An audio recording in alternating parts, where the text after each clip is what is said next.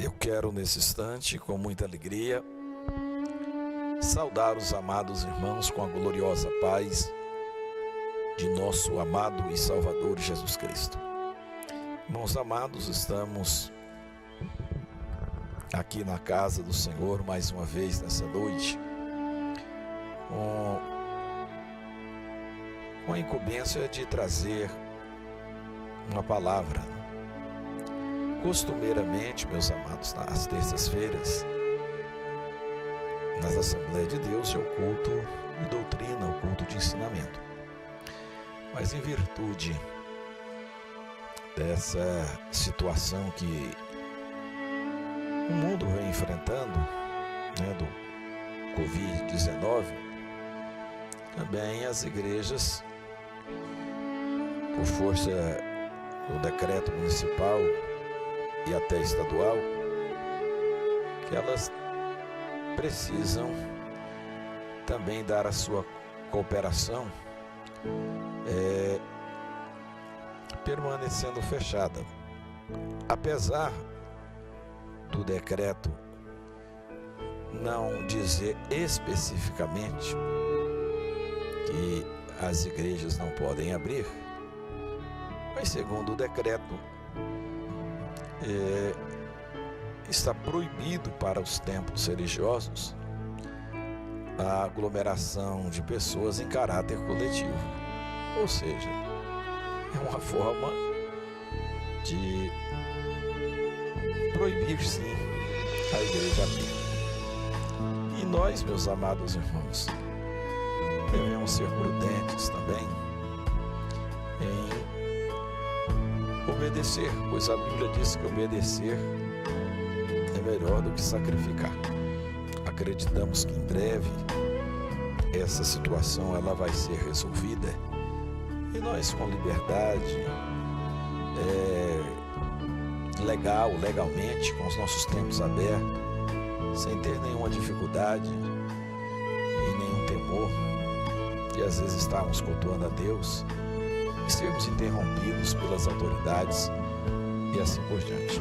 Agradeço muito a compreensão de todos os membros das nossas igrejas que, com fidelidade, têm acatado as diretrizes, aos ditames tomados pela nossa autoridade, pelas nossas autoridades e obedecidos por nós, tá bom? Agora, nesse momento, gostaria de convidar os amados irmãos para nós fazermos uma oração e vamos dar início ao nosso tradicional e ao mesmo tempo glorioso culto de doutrina.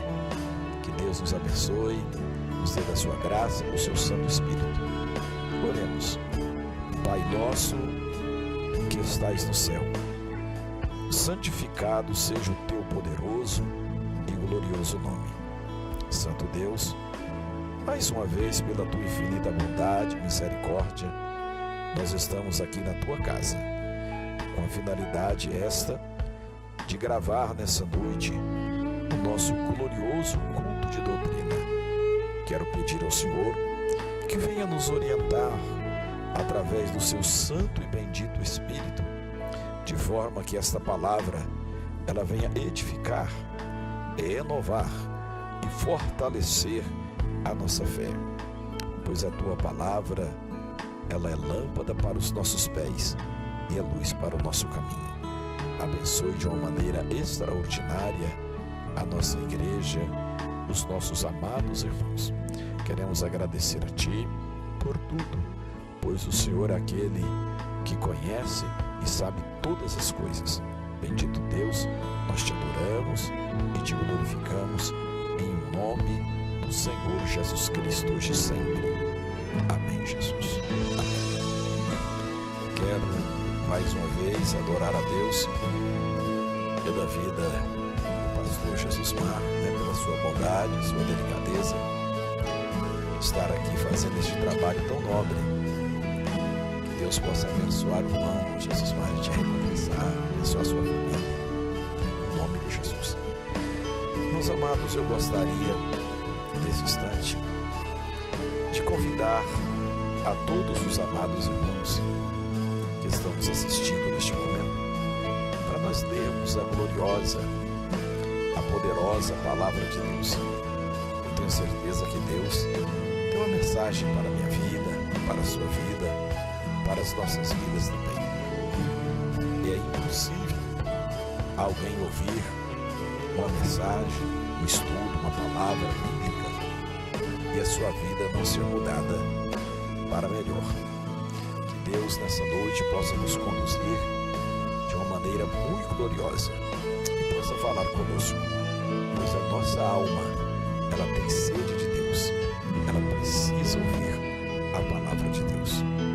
É bem verdade, meus amados, que existe um fogo que nos consome, um desejo ardente de estar na igreja, né?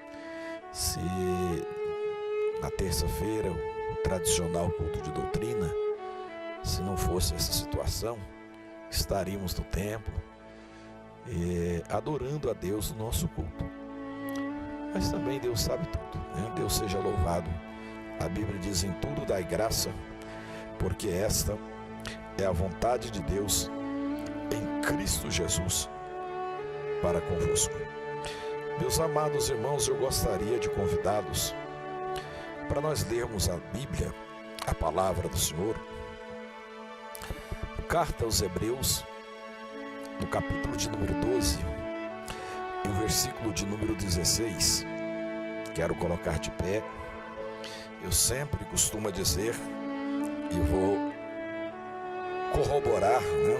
Fortalecer mais uma vez o que eu sempre digo: ler a Bíblia assentado não é pecado, nem deitado. Mas nós, assembleiano, faz parte da nossa liturgia do culto, principalmente na hora da leitura devocional, da leitura introdutória do culto, bem como também no momento de ler a palavra, no momento da mensagem, nós nos colocamos de pé. Isso em uma postura de reverência. Meus amados, a história diz que os escribas, quando eles iam estudar a Bíblia, estudar a palavra de Deus, a lei, a Torá, eles banhavam, eles tomavam banho.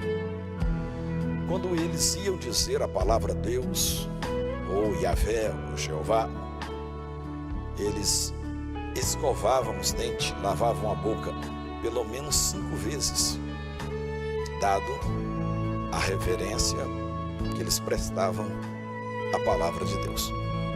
Então, o ato de colocar de pé é um ato de reverência, demonstrar a nossa reverência à palavra de Deus. Se porventura você, meu irmão, algum dia estiver adentrando o templo ou qualquer um outro lugar em que estiver fazendo uso da palavra, estiver lendo a Bíblia, pare exatamente no local aonde você estiver e só prossiga o seu curso após terminar a leitura, pois isso demonstra a nossa reverência. Bom, Hebreus capítulo de número 12 e o versículo de número 16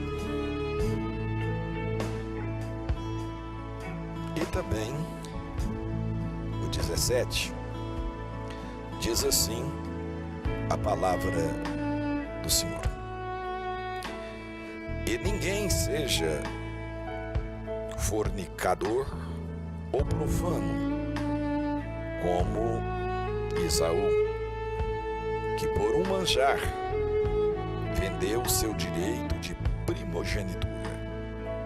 Versículo 17: porque bem sabeis que, querendo ele ainda depois herdar a bênção, foi rejeitado, porque não achou lugar de arrependimento, ainda que com lágrimas o buscou. Deus abençoe os amados irmãos.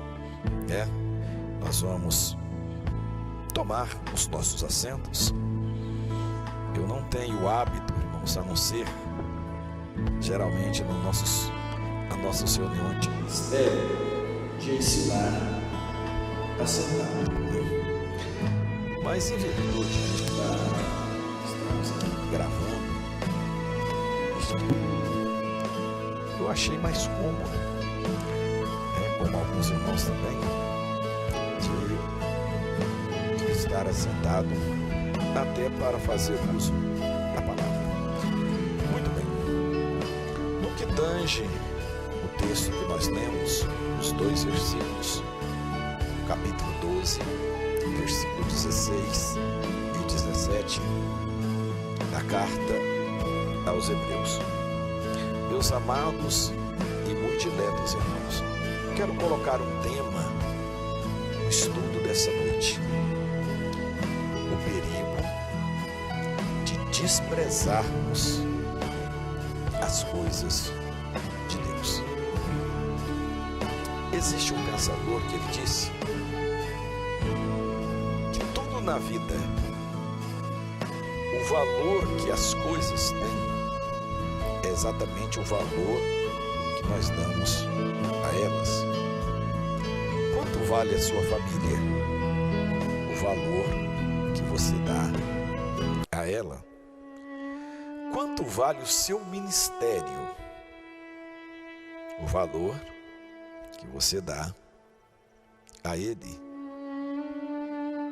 Se você acha que ele é inegociável, ele é inegociável. Se você acha que ele vale X, ele vai valer exatamente X. Quanto vale, que valor que você dá ao Senhor Jesus? Você pode me dizer, pastor, ele, para mim, ele não tem valor. O valor dele é incomparável. Sim, mas a Bíblia diz que um homem, pastor Jesus Mar, ele vendeu Jesus por 30 moedas de prata. Ou seja, certamente para este homem chamado Judas, o valor de Jesus era 30 moedas de prata. 30 moedas de prata era um valor venal de um escravo. Então, para Judas Iscariotes, o valor de Jesus era equivalente a de um escravo.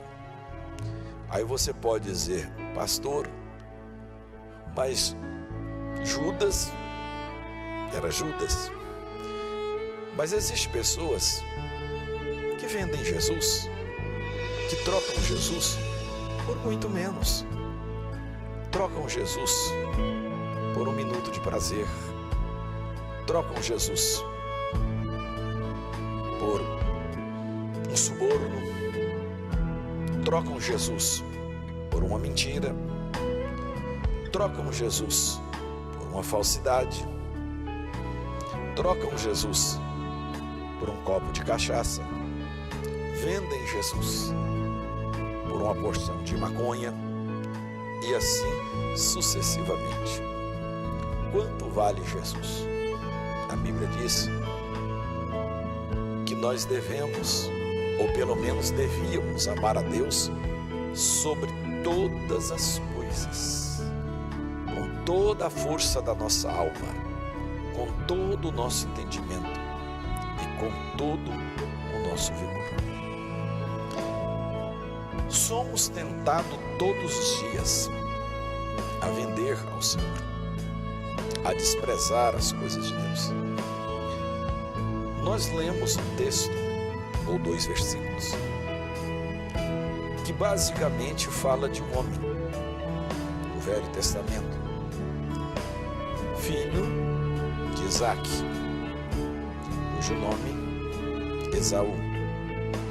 Segundo a Bíblia, Esaú, ele era gêmeos com Jacó. Por direito legal e tradicional do povo judeu, ele era o primogênito, ou seja, por direito, ele nasceu, então ele era o primogênito, nasceu primeiro. Ele tinha o direito da bênção, da primogenitura. Segundo a Bíblia, logo que Esaú nasceu, nasce também Jacó. Segundo a Bíblia, Jacó nasce segurando o calcanhar de Esaú. Por isso, ele recebe o nome de Jacó, aquele que segura no calcanhar. Segundo a Bíblia, meus amados, quando a mãe de Jacó e Esaú, Rebeca, se engravida, ela começa a sentir algo estranho dentro do seu ventre. Segundo a Bíblia, eles brigavam, irmão Jesus Mar. As duas crianças brigavam no ventre da sua mãe. E como qualquer um crente fiel, preste atenção, quando você vê qualquer coisa estranha, o que é estranha? É o que não é natural, uma coisa que é atípica, uma coisa que não é natural, ela foge do curso natural das coisas. O que fazer? Vai orar. E ela foi orar, foi pedir a Deus. Eu estou falando sobre o perigo de desprezarmos as coisas de Deus. Todas as coisas, ela tem um valor para nós, que nós damos a elas. Então, ao orar, segundo a Bíblia, ela obtém uma resposta de Deus. E Deus disse para ela: olha, Rebeca, o que está acontecendo é que existe duas crianças dentro do teu ventre. Do teu ventre nascerá duas nações. Ou seja, cada um dos seus filhos haveria de ser pai de uma nação. E então Deus revela para Rebeca que o maior deveria servir o menor. Lógico que os defensores da doutrina da predestinação pode dizer, está vendo? É porque Jacó havia sido predestinado para herdar a bênção. Não, senhores. Apenas Deus estava revelando o que deveria acontecer naturalmente. Deus sabia através da onisciência que Esaú seria um homem profano, um homem mundano, que daria mais valor às coisas do mundo do que às coisas de Deus. Portanto, cuidado para não desprezarmos as coisas de Deus. Diz a Bíblia, meus amados, e eu também quero fazer aqui uma conjectura. Eu vejo, a Bíblia diz que eram duas nações, e eu entendo aqui, posso ver nas minhas conjecturas, se eu estivesse aqui dando uma palavra para os obreiros, eu diria que nós vemos aqui a figura de dois obreiros, ou dois tipos de obreiros, Jacó e Esaú. Mas em se tratando de um culto de doutrina voltado para a igreja, para os membros, eu vou dizer que eu vejo aqui dois tipos de crente, o tipo Jacó e o tipo Esaú. Leiamos então, vamos ver o que diz a palavra. Existe aqui um comentário que eu gostaria de ler para os irmãos. Esse texto destaca Esaú e a região aonde ele foi habitar. O nome Esaú aparece em algumas passagens bíblicas associadas ou associada ao nome de Jacó. Não só pelo fato de serem irmãos, como também pela circunstância e pelo modo como nasceram. A rivalidade entre esses irmãos gêmeos começou no útero da mãe. Ambos eram filhos de Isaque e Rebeca e netos do grande patriarca hebreu Abraão. Entretanto, Deus havia profetizado acerca do futuro desses dois gêmeos. Previa que Esaú seria servo de Jacó. Naturalmente, que essa história é um prato cheio para os defensores da doutrina da predestinação. Entretanto, vamos perceber que os critérios soberanos de Deus são inescrutáveis. Na verdade, nem Esaú, nem Jacó eram santinhos. Ambos eram cheios de falhas e defeitos. Se Jacó era enganador e gostava de levar vantagem em tudo, Esaú era extremamente carnal e desprezava os valores espirituais de seus pais. O que mais pesou diante de Deus a ponto de declarar que amava Jacó e aborrecia Esaú? Só ele mesmo sabe. Ou seja, como eu já havia comentado com os amados irmãos a respeito desses dois homens, Jacó e Esaú. Segundo a Bíblia, irmãos, o nome Esaú significa peludo ou coberto de pelos. Ele também recebeu o nome de Edom, que quer dizer vermelho ou ruivo. Esaú foi o pai dos edomitas, dado ao seu nome Edom. A Bíblia diz também, irmãos, isso está registrado no livro de Gênesis, no capítulo 25 e no versículo de número 30. Em cumprimento à profecia, Jacó e Esaú se tornaram os pais de duas nações. Jacó foi o pai dos israelitas e Esaú dos edomitas. As duas nações receberam o nome pelo que cada um deles era conhecido. Dos descendentes de Jacó surgiu a nação de Israel. Dos descendentes de Esaú, a nação dos edomitas. A rivalidade entre esses dois irmãos se perpetuou, segundo as Escrituras, por meio dos seus descendentes.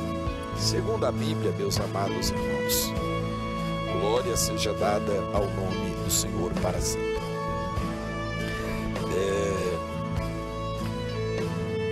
No capítulo 2, versículo 4, versículo 8 de Deuteronômio, bem como também o profeta menor Obadias, a partir do capítulo 1, que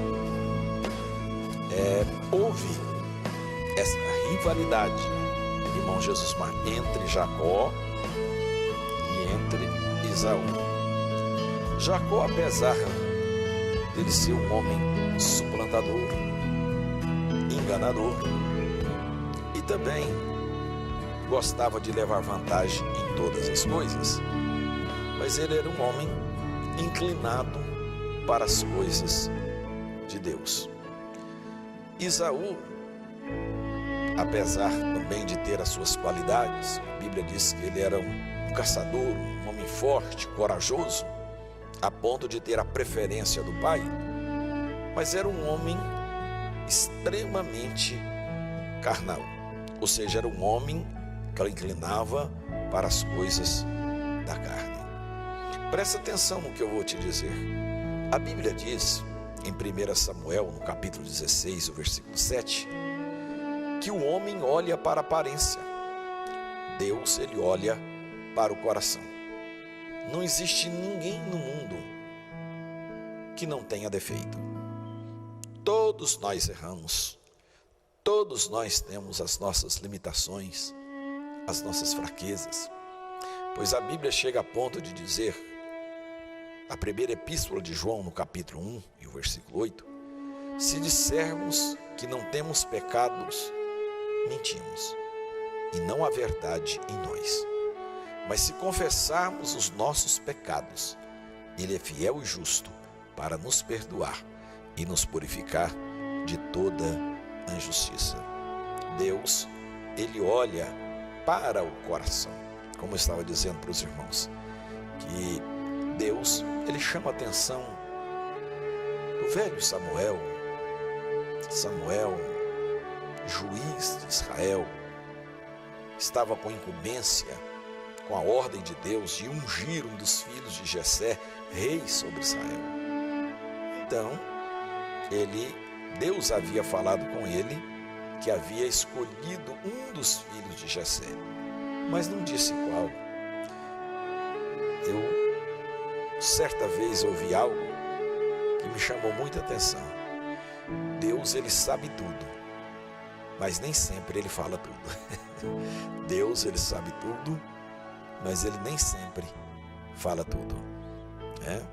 Ele disse para os espias, por que não destacar aqui Josué e Caleb, que a terra era boa, era uma terra que manava leite e mel, a terra de Canaã.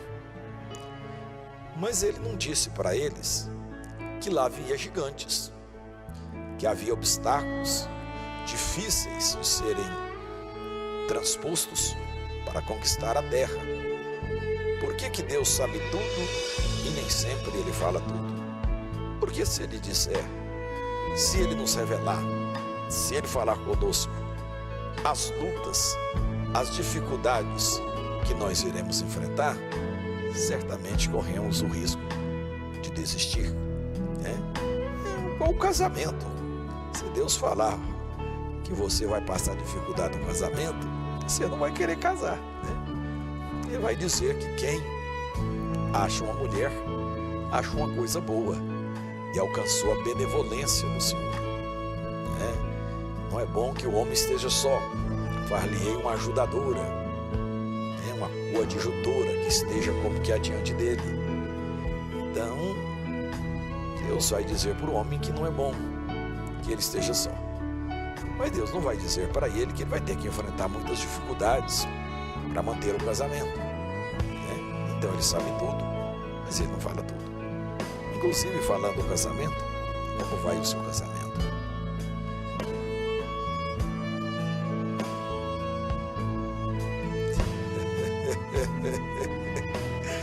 Como vai o seu casamento? Glória seja dada ao nome de Jesus. Então, meus amados, e Deus, conhecedor de todas as coisas, preste atenção, eu estou dizendo sobre o perigo de desprezarmos as coisas de Deus. Então Deus fala para Samuel, desce Samuel, vem Samuel, enche o teu vaso de azeite, e enviar-te-ei à casa de Jessé o belemita, para que unja um dos seus filhos, rei sobre Israel, porquanto Esaú eu tenho rejeitado.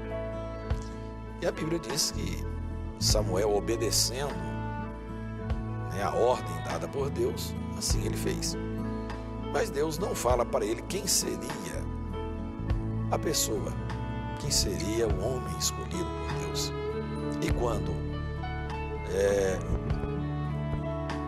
Samuel chega nas propriedades, na casa de Jessé, ele encontra ali os seus filhos, segundo a Bíblia, homens fortes, sabe, com estatura física, simpático, Samá, Aminadab. E no entanto, quando ele olha, segundo a Bíblia, ele certamente está diante de mim, ungido do Senhor. E Deus, ele adverte a Samuel, dizendo: Samuel, não atentes para a sua aparência, porquanto eu tenho rejeitado. Porque o homem vê o que está diante dos seus olhos, o Senhor, porém, olha para o coração. É por isso que Salomão, no capítulo 4, versículo 23 de Provérbios, ele diz: em tudo que se deve guardar, guarda o teu coração, porque dele procede a saída da vida. Bendito seja o nome do Senhor. Então Jacó tinha as suas fraquezas, suas falhas, tinha, como qualquer um outro homem. Como você tem, como eu tenho, como nós todos temos. Mas qual era a diferença básica, então, entre Jacó e Esaú? Estou dizendo que eu vejo aqui dois tipos de crente. Jacó, apesar das suas fraquezas, apesar das suas falhas, o coração de Jacó era voltado para Deus. Jacó desejava servir a Deus. Esaú, não. Esaú, para ele, as coisas tanto faz ou tanto fez, como a gente vai ver no decorrer da palavra. Continua dizendo o nosso estudo: o contraste entre Jacó e Esaú é evidente, pois nas Escrituras, Esaú era caçador e homem do campo, e também o preferido de seu pai Isaque. Jacó, por outro lado, era sossegado e preferia o ambiente da casa, sendo o preferido da sua mãe, Rebeca. Bendito seja o nome do Senhor. Embora os filhos fossem gêmeos, Esaú era considerado o mais velho por ter nascido primeiro. Pelo costume daquele tempo, o primogênito herdava uma bênção maior da herança de seu pai e o direito de receber o bastão da autoridade espiritual para continuar como líder da família. Entretanto, no momento de insensatez, Esaú vendeu o seu direito de primogenitura a Jacó em troca de uma simples refeição. Bendito seja o nome do Senhor. Isto está registrado em Gênesis, no capítulo de número 25, do versículo 29 ao versículo 34. Tal fato revelou o desprezo de Esaú pela herança espiritual de seus pais, muito mais valiosa do que as riquezas materiais deixadas por eles. Conta-se que um pai, crente, servo de Deus, enviou o filho para estudar na cidade. Eles moravam no campo. E o pai deu de presente para o filho uma Bíblia, pastor Jesuar. E disse o filho: meu filho, leia a Bíblia. E o filho foi. Em dado momento, o filho passou aperto, precisava de algum dinheiro para seu sustento. Ligou para o pai: pai, manda para mim um dinheiro, estou precisando aqui de um dinheiro para socorrer as minhas necessidades. No entanto, o pai disse para ele: meu filho, leia a Bíblia. Tá bom, pai. Passado mais alguns dias, o filho tornou a ligar para o pai: pai, me manda o dinheiro, estou precisando, estou estudando aqui, preciso suprir algumas dificuldades, algumas necessidades, estou sem dinheiro. O pai, porém, dizia para ele: leia a Bíblia. Então um dia o filho resolveu a ler a Bíblia.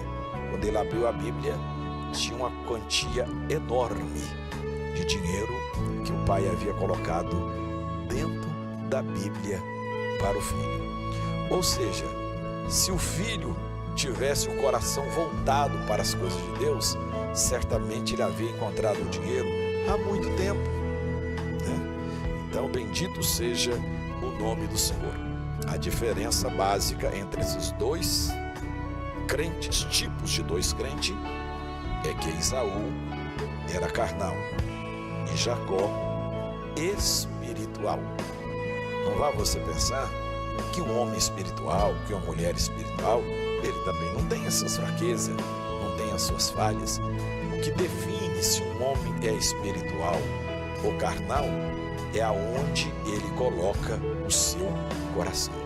A Bíblia diz que aonde estiver o tesouro do homem, aí também estará o seu coração.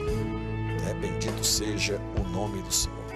O servo, o crente, o servo de Deus espiritual, mesmo que ele venha errar, ele se arrepende. A gente vai ver, lógico que hoje não dá tempo de falar a respeito disso, que quando Esaú, eles encontram Jacó com Esaú, demonstra a tristeza e até o medo do encontro. Dando sequência, meus amados, diz a palavra e o nosso estudo que a perca do direito de primogenitura de Esaú é relatada em Gênesis no capítulo 27, quando Jacó, em parceria com sua mãe, ludibriou seu pai, já com dificuldades de enxergar, fingindo-se de Esaú, a fim de receber a bênção patriarcal, que possuía um caráter irrevogável, conforme Gênesis capítulo 27, o versículo 21 até o versículo de número 41. Após saber que Jacó havia sido abençoado por Deus por meio de seu pai, Isaac, Esaú quis matar Jacó. O ódio de Esaú por Jacó parecia o mesmo ódio que Caim passou a nutrir por Abel.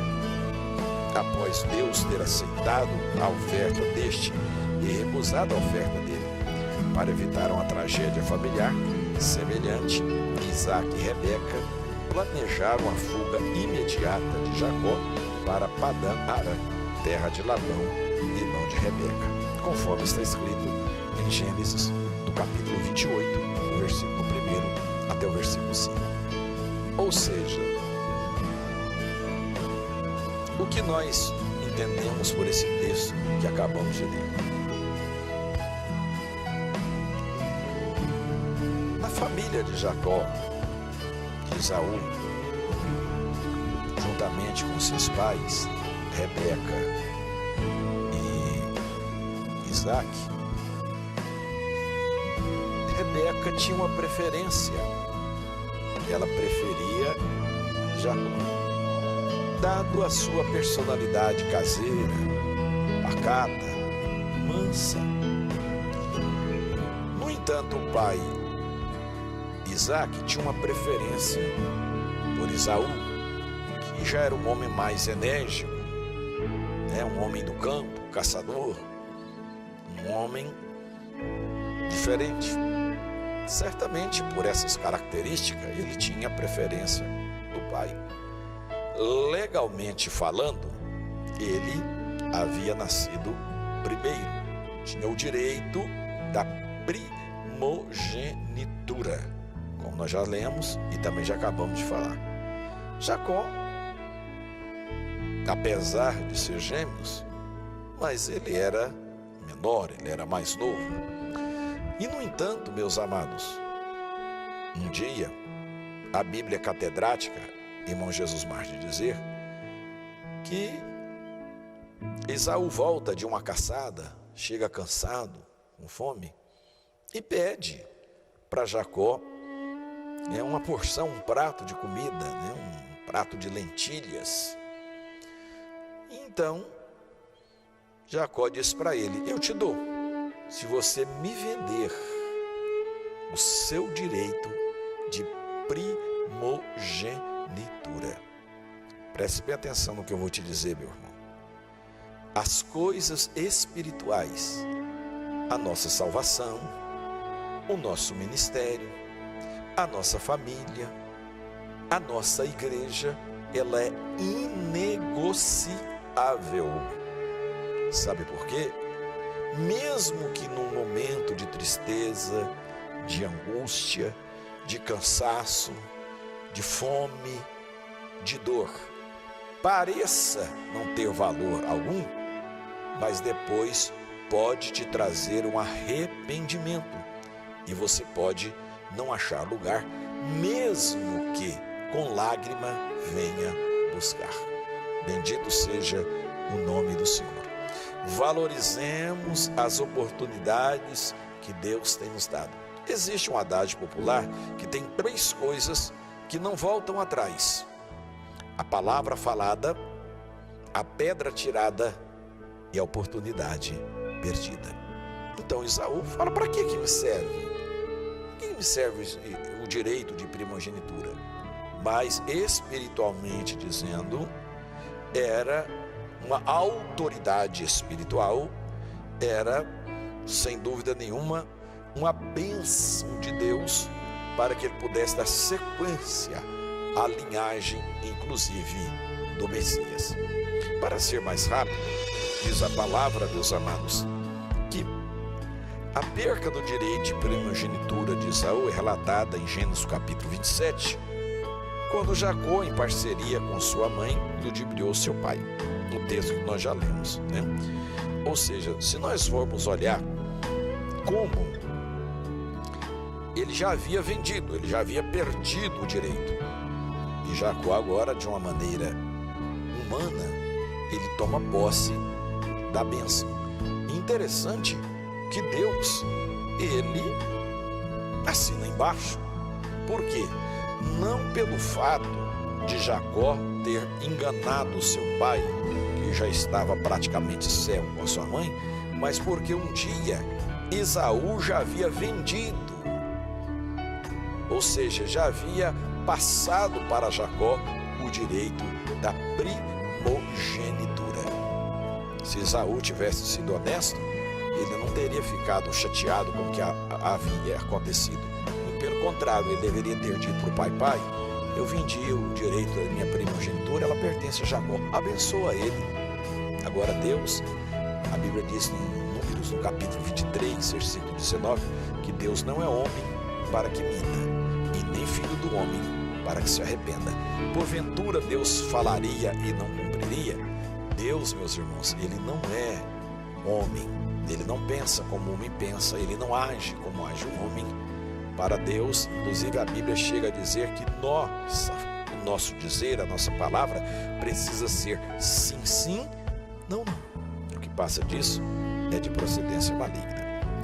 Olhando friamente para esses 2 famosos gêmeos, notamos que Esaú, de certo modo, foi mais honesto e confiável que seu irmão Jacó, que havia conspirado contra ele. No entanto, Esaú pecou gravemente ao tratar a primogenitura com desprezo e vendê-la por uma refeição. Além do mais, na Bíblia são revelados outros pecados graves de Esaú. O escritor da carta aos Hebreus afirma que Esaú era fornicador e era também profano, ou seja, e por um manjar vendeu o seu direito de primogenitura.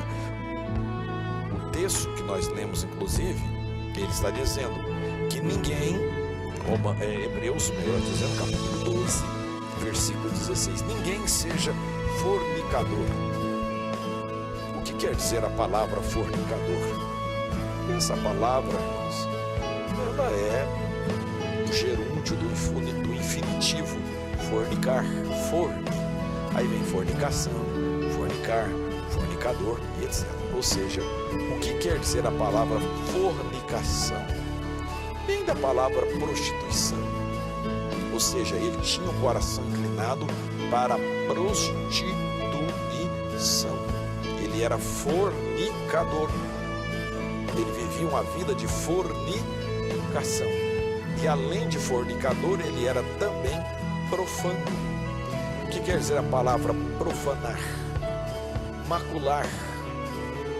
É uma palavra que desprezar as coisas de Deus. É que nós estamos falando, irmãos. Cuidado para não desprezar as coisas de Deus. Cuidado para valorizar as coisas de Deus. Por mínimas que elas sejam, nunca despreze. Nunca despreze. Bom, glória seja dado o nome do Senhor. Para os antigos hebreus, o direito de primogenitura de alguém tinha, de fato, um alto valor espiritual, mas Esaú não demonstrou fé nem cautela para administrar seus privilégios e suas responsabilidades. Tal fato determinou que Jacó daria continuidade à família, sendo contado na linha direta da descendência de Abraão, de Isaac, figurando assim como o terceiro patriarca estabelecido pelo próprio Deus. Ou seja, Deus, agora, ele diz que ele aborreceu a Esaú e amou a Jacó, ou amou a Israel. Por quê? Porque Esaú havia desprezado as coisas que pertencem a Deus. O perigo de desprezarmos as coisas de Deus. O escritor da carta aos Hebreus chegou a dizer que Esaú, querendo ele ainda herdar a bênção, foi rejeitado porque não achou lugar de arrependimento, ainda que com lágrimas buscou. Ou seja, o versículo nós já lemos, dá-nos a entender que o escritor aos Hebreus, tendo uma revelação de Deus, pois ao ler o livro dos Gênesis, a gente não vai deparar com essa situação. Vai dar-nos a entender, irmão Jesus Marques, que um dia ele arrependeu pelo que ele tinha feito. Mas infelizmente, Jacó já havia recebido a bênção. Valorize o seu ministério, meu irmão. Valorize a sua família. Valorize o seu trabalho. Aleluia. Valorize tudo que Deus te deu. Pois, infelizmente, muitas pessoas só valorizam, só dão valor às coisas quando perdem, né? Então, Esaú, a Bíblia está dizendo que ele chorou, ele buscou com lágrima, mas já era tarde. Bendito seja o nome do Senhor. Todavia, na Bíblia, há um capítulo que mostra uma mudança de atitude da parte de Esaú, já mais maduro, quando ele perdoou e se reconciliou com seu irmão Jacó. Então Esaú correu-lhe ao encontro e o abraçou, e lançou sobre o seu pescoço e o beijou, e choraram. Isso está escrito no capítulo 33, a partir do versículo 4 do livro de Gênesis. Ou seja, agora a gente já vê um Esaú mais maduro, um Esaú já que pensava melhor, né, com a cabeça mais no lugar, mas no entanto, o direito, a bênção da primogenitura, ele já havia perdido. Meu irmão, minha irmã, valorizemos a Deus, valorizemos a igreja, valorizemos o templo. Olha, eu vou ser sincero para os irmãos, acredito que os irmãos também sintam mesmo. Eu sempre amei estar na igreja, estar no templo, adorando a Deus, não porque eu sou pastor, desde quando eu aceitei Jesus, já há quase 34 anos, sempre amei estar na igreja, sempre amei estar em todos os trabalhos, na escola dominical, no culto de doutrina, nos cultos públicos, nos evangelismos, sempre fui assim. Mas eu sabia que era bom estar na igreja, mas não imaginava que era tão bom, pelo fato de nós estamos sentindo tanta falta. Aleluia. Irmãos, tem dia que eu choro de vontade de estar na igreja, vontade de estar junto com os irmãos, adorando a Deus.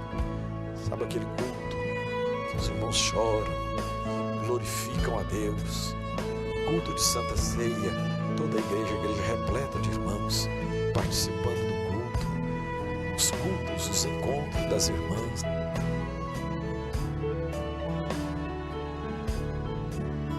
Que coisa linda, irmãos, que coisa maravilhosa. Devemos valorizar mais. Hoje nós estamos vendo o quanto isso está fazendo falta para as nossas vidas. Para terminar, meus amados irmãos, Deus também havia abençoado Esaú, a ponto de este recusar os presentes que Jacó queria dar-lhe, dizendo: eu tenho bastante, meu irmão, seja para ti o que tens. Gênesis 33, versículo de número 9. Ambos estavam abençoados com seu coração, leve e desapegado dos bens materiais. Que coisa maravilhosa! Esse encontro maravilhoso entre Jacó e Esaú. conseguiu apagar a imagem negativa das intrigas e da desavença entre ambos no passado. Uma pena que tal relacionamento amistoso e restaurado não tenha perdurado entre os seus descendentes ao longo da história. Ou seja, aprendemos também, pastor Jesus Marcos, que existem tantas pessoas apegadas aos bens materiais,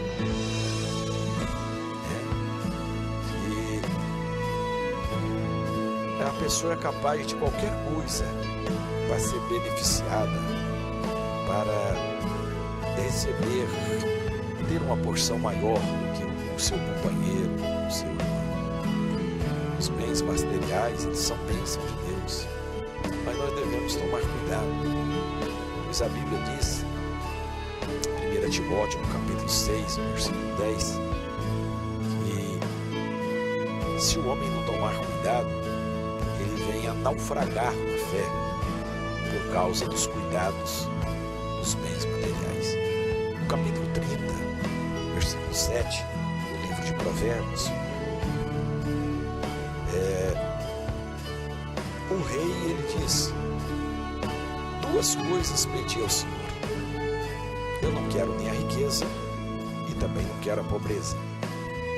Não quero ser rico para que eu não venha esquecer do Senhor e dizer quem é o Senhor. Também não quero ser pobre para mim não vir a mendigar o pão. Mas Deus, me dá a porção cotidiana. Se você olhar a oração do Pai Nosso, olha que coisa linda. Pai nosso que estais no céu, santificado seja o teu nome, venha sobre nós o teu reino, seja feita a tua vontade, aqui na terra como no céu. O pão nosso de cada dia, dá-nos hoje. Ou seja, exatamente a oração do rei, no capítulo 30, versículo 7. Dá-nos a porção cotidiana. Para encerrar a nossa palavra, o cuidado para não desprezar as coisas de Deus. Não troque, não negocie tudo que de alguma forma vem para impedir, para atrapalhar, para dificultar o seu relacionamento, a sua comunhão com Deus, não pode ser objeto de negociação. Não negocie a sua salvação, não troque a sua salvação por nada. Bendito seja o nome do Senhor para sempre, né? Para encerrar, olhando para esses dois irmãos, Jacó parece ter errado mais do que Esaú, assim como Davi parece ter errado mais do que Saul. Entretanto, Esaú e Saul foram rejeitados por Deus, e Jacó e Davi foram favorecidos por Deus. A história de Esaú nos revela a seguinte lição: Deus tolera e perdoa muitos pecados, mas não tolera o desprezo pelas coisas espirituais. Está entendendo, meu irmão? Deus, ele tolera e perdoa muitos pecados, mas não tolera o desprezo pelas coisas espirituais. Por isso, a vida de Esaú nos ensina duras e amargas lições sobre o cuidado que devemos ter pelas coisas espirituais. Preste atenção no que eu vou te dizer. Diz o pastor Max Lucado: Deus te ama do jeito que você é, mas se recusa a aceitar que você continue como está. Precisamos todos os dias melhorar. Precisamos todos os dias estarmos mais perto de Deus.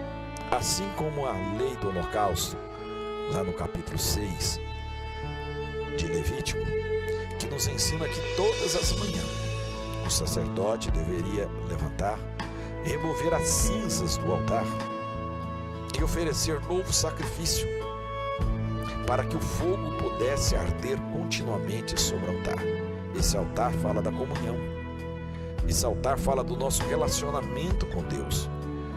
Por que o sacerdote deveria fazer isso paulatinamente todos os dias? Porque segundo Levítico, no capítulo 9 e o versículo 24, pastor Jesus Mar, aquele fogo, quem havia acendido era o próprio Deus.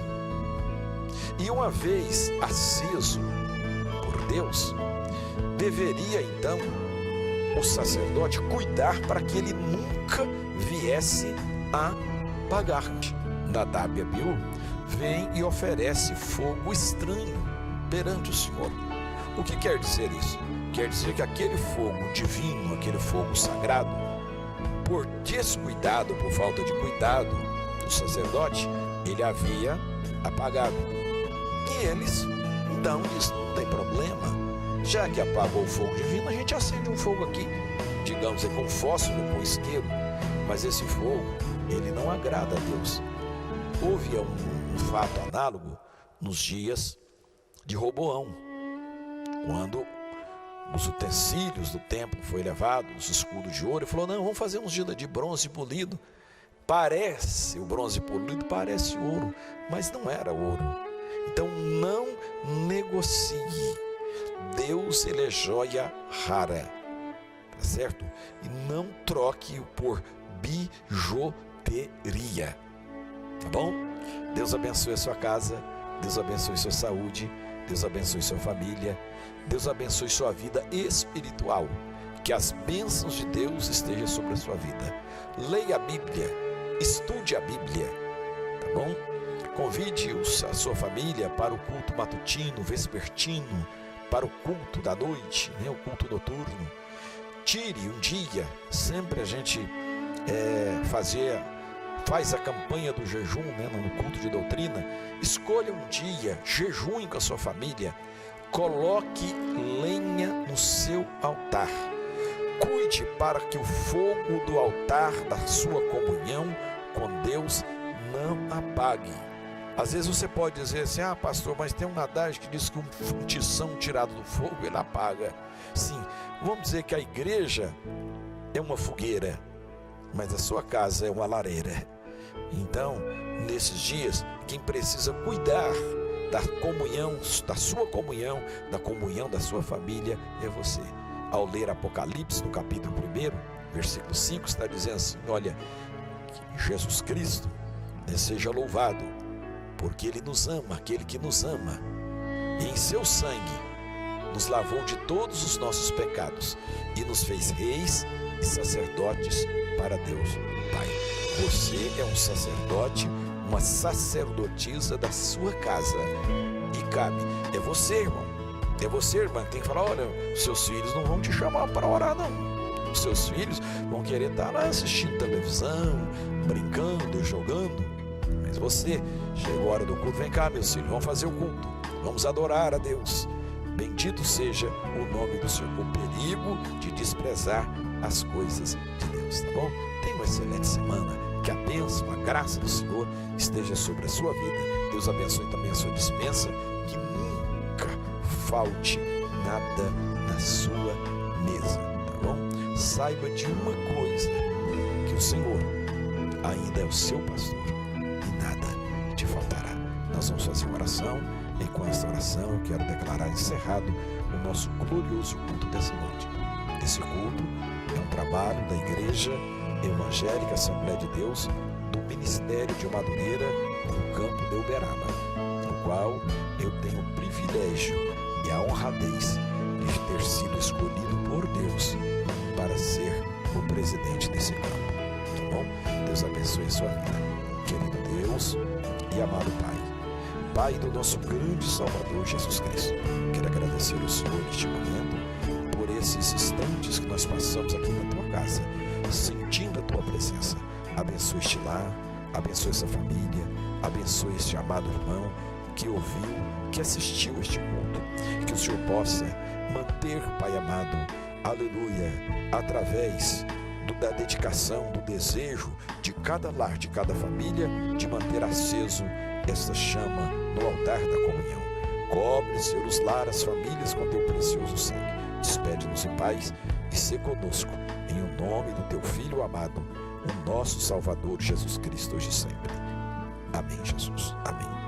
Que o grande amor de Deus, o nosso Pai, a graça do nosso amado e Salvador Jesus Cristo, a doce comunhão e as consolações do Espírito Santo seja com toda esta amada igreja hoje e sempre. Digamos juntos, amém, Jesus. Amém. Deus abençoe.